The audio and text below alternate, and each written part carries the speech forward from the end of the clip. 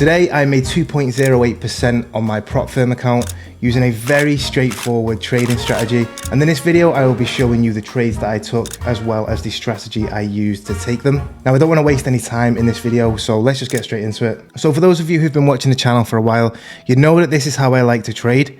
I like to trade using two different time frames, a higher time frame on the left to determine our bias, and then a lower time frame on the right for our entries. Now this first trade here was on AUD USD. I woke up at 5 to 6 this morning and had a look what the markets were doing, and I saw that AUD USD had closed bearish from 5 till 6, so this hourly candle here was a bearish close, 1 hour's worth of bearish price action. So I was potentially interested in selling AUD USD, but there's a couple of other things I just had to confirm first. First one was deciding how bearish Aussie dollar is, because I don't just want to be taking a trade based off how AUD USD is closed, hoping that Aussie dollar is weak. So I wanted to look at AUD against other pairs to see if AUD is weak overall. So the first one I was looking at was AUD CAD, which you can see again here, bearish close from 5 till 6, clearly showing that Aussie dollar is weak. I also looked at AUD JPY, again a bearish close. Now with AUD JPY particularly, there has been some huge bullish momentum during the Asian session. Now with that, for me, it potentially shows that price may exhaust at some point. It can't just continue upwards. So after price did try to push up here and rejected, I then saw that Aussie dollar looked a bit weak and potentially was retracing after some of this bullish momentum. So because of that, I was just waiting for the new hourly candle to open to then look for a sell position. Now again, if you are someone who watches the channel, for my entries, I will be looking for a break of a low in order to get into a sell position when the new hourly candle opens. So we're now looking at the 1 minute chart here on the right. And when the new hourly candle opens, it doesn't break the low and actually pulls back. So as soon as I saw price pull back, I then used a fib to measure out the top and bottom of the previous hourly candle close, which you can see looks like this. Now, like I say, my bias is I am selling this pair, so I am just looking for some entries after we have retraced. Now, what I do sometimes is I set up 3 pending orders, and I'll have a sell limit here at a 0.33% at the 38.2 level, with a stop loss just above this fib level. I then have another 0.33% sell limit order ready to go at the 50% level this time, with the same stop loss and the same take profit. And then I'll have a third sell limit order at the 61.8% level on the fib, same stop loss and same take profit. So when that new hourly candle opens, if the price doesn't immediately break the low, I'm just looking for a retracement to these areas on the previous hourly candle, because sometimes price does retrace before continuing in the same direction. Other times it'll just break the low and fly down. But you can see that this didn't happen when the new hourly candle opened. And you can see that we were triggered into the first position here, so at the 38.2% level. Price did come down, came back up to near our entry, came back up to our entry again. You see price is failing to break this high where our entry is. And then eventually it did continue downwards. So we were triggered into the first position on that one. So I just deleted the other 2 pending orders. Not a great risk to reward on this one, and it's much better on the next trade. However, it is still a winning trade. So we made $27 on that one. Now with me, I did just set sell limit orders on these 3 entries.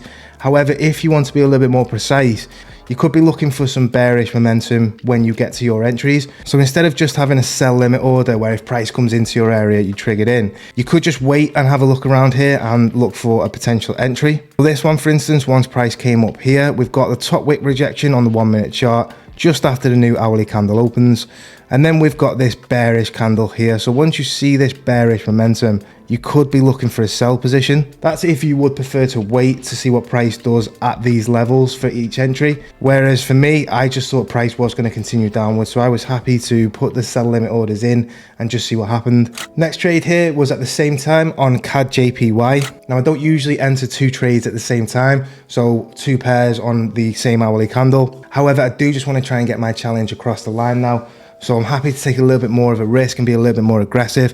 I know it's important to be patient, but at the same time, aggressive patience is sometimes the way forward. So for instance, I haven't taken any more trades today. So even though I've entered 2 on the same candle, I haven't taken anything else. So I'm being aggressive in a sense of if 2 trades line up at the same time, sometimes I'll take both. I'm also being patient in terms of I'm up 2% for this morning. Let's not trade for the rest of the day. Let's not get stupid. So this is what the cadjpy trade looked like. You see it again during the Asian session, huge bullish pressure. but then price seems to be retracing. With this one as well, if we scroll back further, this isn't something I always do, but if we scroll back all the way to here, you can see that price has come into this area before and rejected. Like I say, not always necessary to scroll back that far. I'm more bothered about recent price action, but when I was looking at potentially taking an additional trade, I was just looking for more signs of confluence, otherwise I was going to stay away. So that's exactly what this confluence is. Price pushing into here previously and rejecting. It just made sense that maybe price will continue downwards. So after I looked at cadjpy, I just wanted to see if Canadian dollar was weak, which you can see CAD CHF, same situation. Price is pushed during the Asian session and is rejecting at this point with a top wick as well. So I was happy to take this position here on cadjpy. So the original trade I did was just a sell stop below this level, thinking that if price does continue down, break this low, it may continue down, so I'll take profit. But when the new hourly candle opened, price came back up here, immediately rendering this trade invalid because price hasn't continued bearish enough to break the low without coming back above the previous high. So that trade was deleted. And then at that point, I measured out the top and bottom of the previous hourly candle close, looking for a retracement to any of these three levels. Again, this is where you could scale down to the 1 minute and look for price action on the 1 minute. I was just happy to put 3 sell limit orders in. First one at 0.33%, 11 pip stop loss, just above this previous high where the fib is. Second position at the 50% level, 9 pip stop loss. This was a 0.91 risk to reward. And then the third was at the 61.8% level, 7 pip stop loss. And this one had a risk to reward of 1.41. Now with this one, we got triggered into the first position pretty much immediately. We then got triggered into the second and third position as well. So at this point, we're at our full exposure of 1%. I just had sell limit orders set up. Sometimes you get a better entry with sell limit orders because as soon as price comes into here, you are triggered in, as opposed to waiting to see this bearish candle and then getting in a little bit lower. I was just happy to take the risk and just put the sell limit orders in. Price did actually push up into some drawdown on this one, but then you can see shortly after that, we did hit our take profit. We made 0.57 risk to reward on the first one, 0.91 the second, and then 1.41 on the third. So for those three positions there, we made $76.18. And all in all for today, we are up $103.90 minus commission. So this is what the funded next account now looks like. We're up $260 on this account. We've traded 22.3 lots. Our best trade was $113.04, and our worst trade was minus 60. We're taking 22 trades on the account now, and our win rate is at 68.18%. If we look at all account history, we are up $416 in terms of closed profit. However, with commission, that brings it down to 260 in profit. So if there wasn't any commission on this, we would have hit our profit of 400. However, there is commission, so it is what it is. So we are up to our highest point we have been on this challenge yet.